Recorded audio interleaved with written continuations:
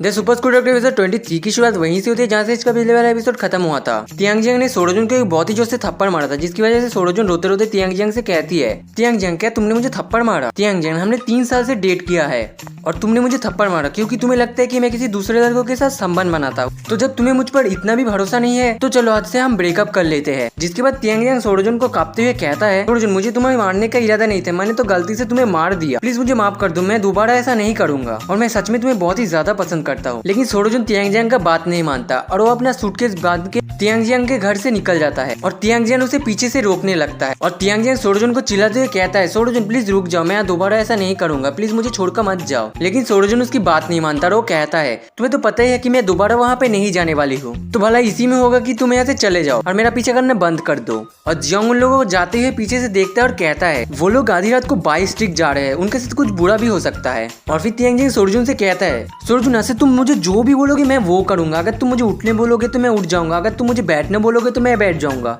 लेकिन प्लीज रुक जाओ, और अगर तुम मुझे कुत्ता भी बना दोगे तो मैं कुत्ता ही बन जाऊंगा, लेकिन प्लीज रुक जाओ, मुझे छोड़ के मत जाओ। और अगर तुम्हें मेरी बात पे यकीन नहीं होता तो मैं अपने खून से एक चिट्ठी लिखूंगा तुम्हारे लिए। जिसे सुनने के बाद सोरोजुन कहता है, मैं इसे हजारों बार सुन चुका हूँ। और फिर सोरोजुन रास्ते से जा ही रहा होता कि तभी उसके सामने कुछ गुंडे आ जाते हैं और गुंडे सोरोजुन को घेर लेते हैं और कहते हैं सोरोजुन से, आखिर आधी रात को इतनी खूबसूरत लड़की अकेले अकेले जा ही कहाँ रही है। और फिर सोरोजुन उन्हें देख के रुक जाती है और कहती है, आखिर तुम लोग कौन हो और तुम्हें मुझसे क्या चाहिए? तो उन गुंडों में से जो मेन बंदा होता है वो कहता है, ये मैटर नहीं करते कि हम कौन है, हमें तो बस तुम्हारे साथ थोड़ा सा खेलना है। और उन गुंडों के साथ उस बस वाले इंसिडेंट का गुंडा भी रहता है। और फिर वो मेन गुंडा सोरोजुन का गाल पकड़ लेता है और कहता है, सच में तुम बहुत ही ज्यादा खूबसूरत हो। और सोरोजुन को बहुत ही दर्द होता है और चिल्लाते हुए कहता है, तुम मुझे अभी की अभी छोड़ दो वरना मैं पुलिस को कॉल कर दूंगी। जिसे सुनने के बाद वो बंदा अपने पॉकेट से एक चाकू निकल लेता है और कहता है, अगर तुम अभी पुलिस को कॉल करते तो तुम्हें तो पता ही होगा तुम्हारी इस खूबसूरत फेस के साथ हम क्या कर सकते हैं। जिसके बाद सोरोजुन उन गुंडों से कहती है, अगर तुमने मुझे अभी के अभी नहीं छोड़ा तो मेरा बॉयफ्रेंड लिंग तियांगजियांग तुम लोगों को बहुत ही गंदी तरीके से मारेगा। जिसके बाद तियांगजियांग उस गुंडे के पीछे से आता है और उसे बिग ब्रो कह के बुलाता है। जिसके बाद वो गुंडा अपनी मुंडी को घुमा के कहता है, अब तुझे क्या चाहिए? तो तियांगजियांग कहता है, बस अब इस पैसे को रख लो और मेरे गर्लफ्रेंड को छोड़ दो। तो गुंडा उस पैसे को ले लेता है और कहता है, सच में तू बहुत ही ज्यादा समझदार है और तूने मुझे बिल्कुल खुश कर दिया, अब तेरा काम हो चुका है, अब तू यहाँ से जा सकता है। और अगर तू ये एक बार में नहीं समझता है तो तुझे तो पता ही है कि मैं तेरे साथ क्या कर सकता हूँ। जिसे सुनने के बाद तियांगजियांग डर जाता है और अपने मन में कहता है, सोरोजुन यहाँ पे फंसी हुई है, अब मुझे क्या करना चाहिए? लेकिन अगर यहाँ से मैं नहीं जाता हूँ तो ये लोग मुझे मार देंगे और मेरे साथ मेरा खूबसूरत फ्यूचर भी मर जाएगा। और फिर तियांगजियांग उनसे भाग जाता है और जाते जाते कहता है, सोरोजुन हाँ तुमने सही कहा था, हमें ब्रेकअप कर लेना चाहिए और वो लोग तुमसे जो मांग रहे हो तुम्हें दे देना चाहिए उन्हें। और तियांगजियांग को वहाँ से डर के भागते देख सोरोजुन बहुत ही गुस्सा हो जाती है और अपने मन में तियांगजियांग को बहुत ही गंदी गालियां देती है। और फिर तियांगजियांग के जाने के बाद ही वो गुंडा सोरोजुन के ऊपर झपट पड़ता है और कहता है, तुम्हें नहीं लगता है तुम्हारे जैसे खूबसूरत लड़की को हमारे जैसे खूबसूरत लड़कों के साथ थोड़ा सा मजा करना चाहिए? तुम्हें चिंता करने की कोई भी जरूरत नहीं, आधी रात को किसी को भी पता नहीं चलेगा हमारे बारे। और सोरोजुन ये सब देख के डर जाती है और सोरोजुन हेल्प करने के लिए बहुत ही जोर से चिल्लाने लगती है।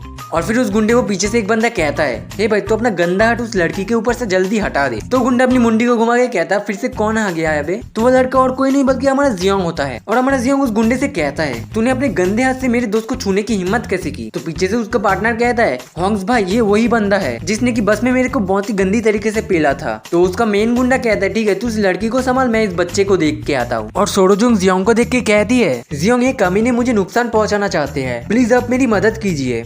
और फिर वो सारे गुंडे एक एक करके जियांग को घेर लेते हैं और उनका मेन गुंडा जियांग से कहता है, क्या तुम्हें ब्लैक ड्रैगन गैंग टिया के बारे में नहीं पता है? हम उसी गैंग से हैं, इसलिए बेहतर यही होगा कि तुम यहाँ से चले जाओ और हमारे काम में टांग मत अड़ाओ। तो जियांग उस बंदे से कहता है, देख भाई मुझे झमेले करने वाले बंदे बिल्कुल भी पसंद नहीं है, इसलिए तू अपना मुंह बंद कर जल्दी से मेरे साथ लड़ने के लिए आ। जिसके बाद वो बस इंसिडेंट वाला बंदा कहता है, भाई इससे ज्यादा बात करने की जरूरत नहीं, भाई इसे जल्दी से मारो यहाँ पे।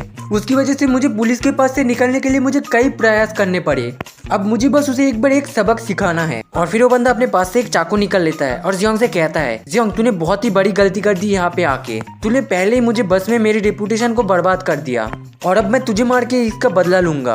और उस बंदे को चाकू निकालते देख सोरोजुन डर जाती है और जियांग से कहती है, जियांग पीछे देखिए। जियांग उस बंदे ने चाकू निकाला है अपने पास से और जियांग उस बंदे को देखे कहता है, वो अच्छा तो ये तू है। और फिर जियांग उस बंदे के पास जाके कहता है, मैंने तुझे एक बार पहले छोड़ दिया लेकिन अब मैं तुझे नहीं छोड़ने वाला हूँ।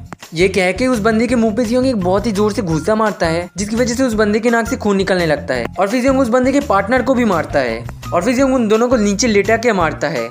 जिसके बाद वो बस इंसिडेंट वाला बंदा कहता है, जियोंग मैं तो तेरा भाई जैसा हूँ, तू मेरे को मार कैसे सकता है भाई, तू मुझे छोड़ दे प्लीज। और दूर से खड़ा उन गुंडों का लीडर जियोंग को देख के कहता है, सच में इस बंदे के अंदर दम तो है, और सच में पहली बार मुझे एक अपने बराबरी लेवल का एक बंदा मिला है और मुझे अभी इसके साथ खेलना है। और साइड से उसके चेले चिल्लाते हुए कहते हैं, बड़े भाई अगर आप इसी तरह अपने आप को घमंड दिखाते जाएंगे तो ये बंदा हम सबको पेल के चला जाएगा यहाँ से। जिसे सुनने के बाद मेन गुंडा उसके भाई से कहता है, देख भाई तुम लोगों को चिंता करने की कोई भी जरूरत नहीं है, मैं इस बंदे को मौत के घाट उठा के ही छोड़ूंगा। लेकिन जियोंग उसे भी पेल देता है और फिर उन सबको पेलने के बाद जियोंग कहता है, सच में तुम लोग बहुत ही ज्यादा इम्प्रेसिव हो, मेरे 2-5 लात खाने के बाद ही तुम लोग खत्म हो गए। और फिर जियोंग उन गुंडों को छोड़कर सोरजुन के पास जाता है और जियोंग सोरजुन को उसका पर्स देते हुए कहता है, मैंने उन लोगों से तुम्हारा पर्स वापस ले लिया है, अब तुम आज की रात रहने के लिए कोई अच्छा होटल ढूंढ लेना। तो सबसे पहले सोरजुन जियोंग को थैंक यू कहती है और फिर सोरजुन जियोंग से कहती है, लेकिन पैसा उन्होंने पहले ले लिया था पर्स से। जिसे सुनने के बाद जियोंग सोच में पड़ जाता है और अपने मन में कहता है, मैं यहाँ पे जल्दी में आ गया इसलिए मेरे पास ज्यादा पैसे नहीं है और मैं उसे कैसे कह सकता हूँ कि आज की रात उसे उसकी कंपनी में रहने के लिए। लेकिन उसका चेहरा बहुत ही घाव से भरा हुआ है, अगर कोई भी बंदा उसे देखता है ऐसी हालत में तो सब लोग बहुत सारे सवाल पूछेंगे उससे। और जियोंग ये सब सोच ही रहा था कि तभी साइड से सोरोजुन जियोंग को कहते हैं, जियोंग अगर आप कुछ माइंड न करते हैं तो क्या आज की रात में आपके रूम में रह सकता हूँ। अभी मजा आएगा ना भिड़ो। और यहीं पे the super school doctor episode 23 खत्म होता है। तो मिलते हैं किसी नेक्स्ट एपिसोड में, तब तक के लिए बाय।